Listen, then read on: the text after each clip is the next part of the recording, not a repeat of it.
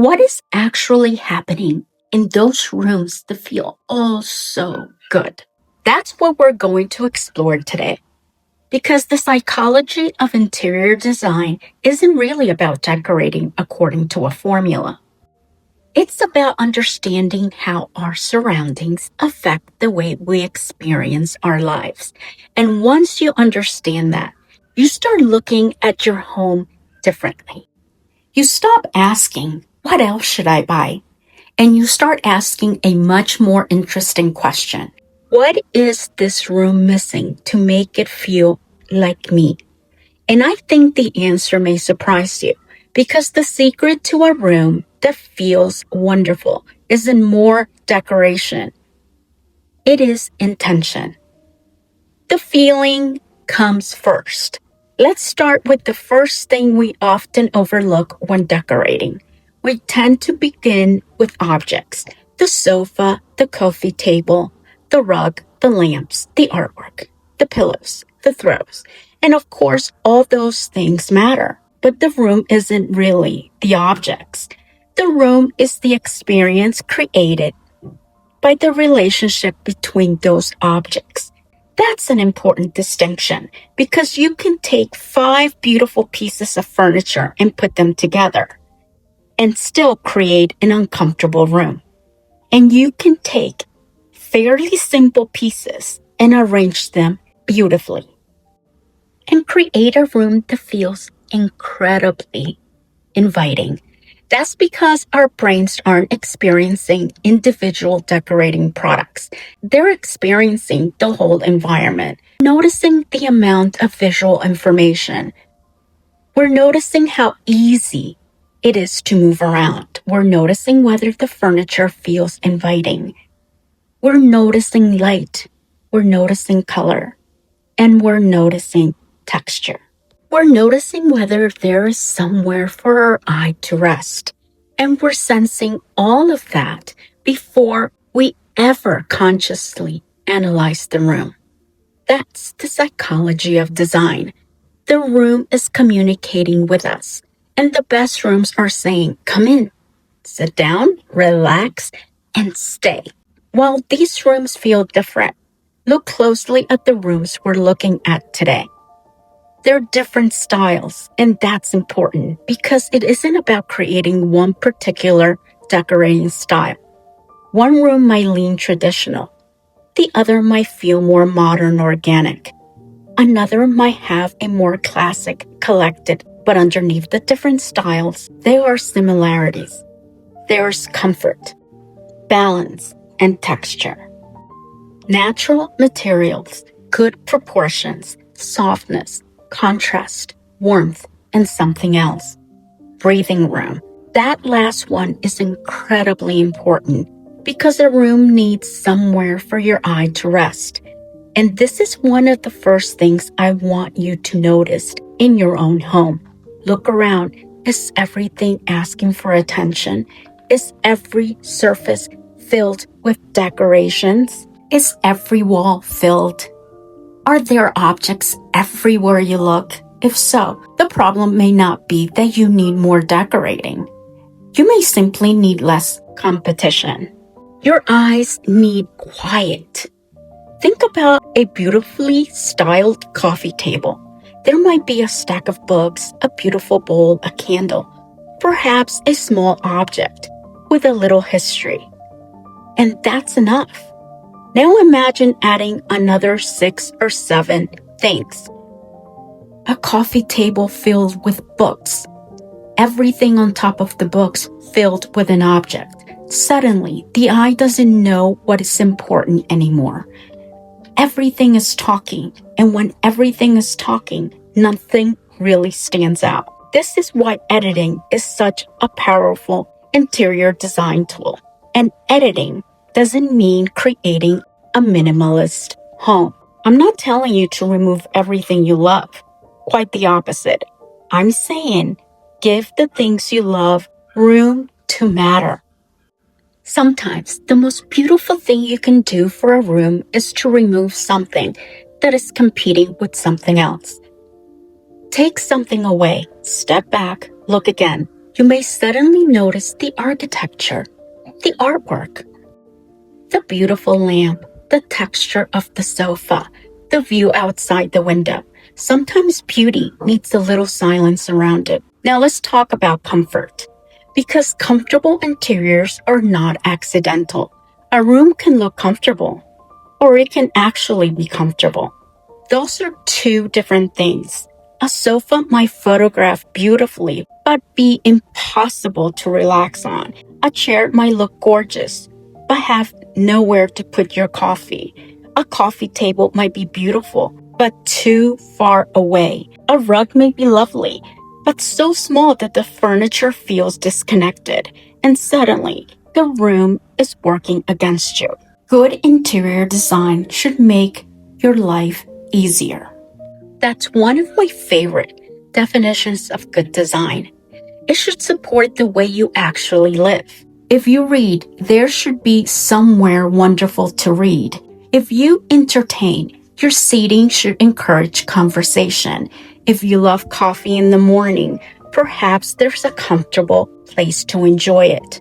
If your family gathers around the television, arrange the room accordingly. And if you have pets, children, grandchildren, or simply a very lived-in life, your home should work with that reality, not against it.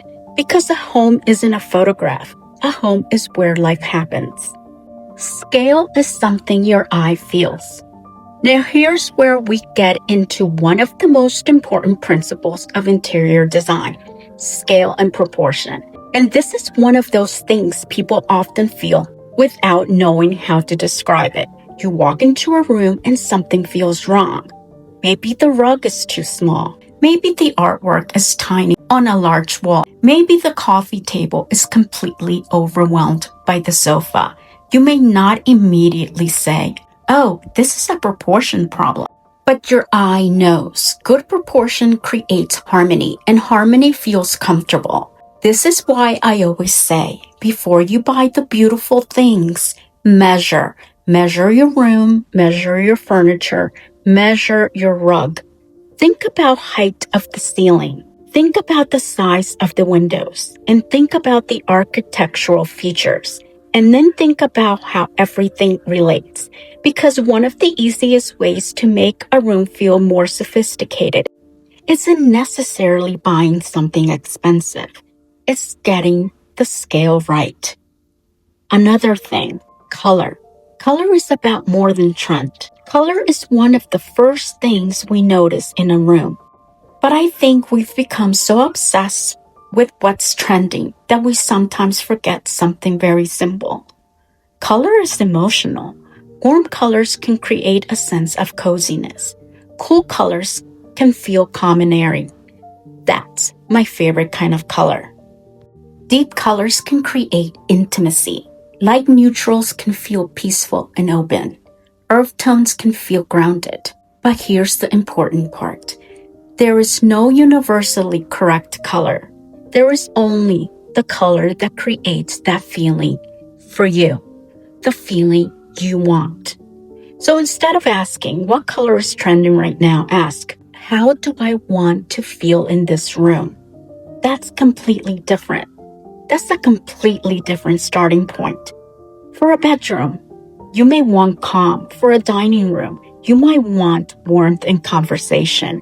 For a home office, perhaps you want focus. For a family room, maybe comfort and connection. The feeling comes first. The decorating decisions follow. What kind of atmosphere do I want to create? A table lamp creates little pool of warmth, can make a reading corner inviting. A picture light can bring attention to artwork. A lamp on a console can create depth. And in the evening, several smaller sources of light can make a room feel dramatically more intimate. One bright overhead fixture.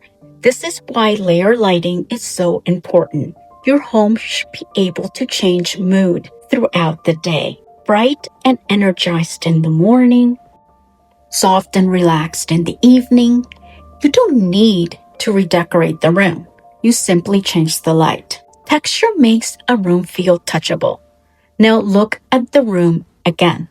Notice the texture, the linen, the upholstery, the wood, the woven materials, the rug, the pillows, the curtains. Even through a screen, you can almost imagine touching these materials. And that's important. We don't experience our homes only through our eyes. We experience them with our entire body. We sit, we walk, we touch. We hear, we smell, we feel temperature.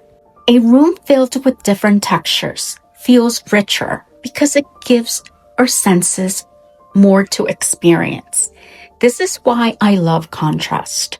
Smooth with rough, soft with hard, matte with shiny, woven with polished, wood with metal, linen with velvet, a natural fiber rug under comfortable upholstered furniture.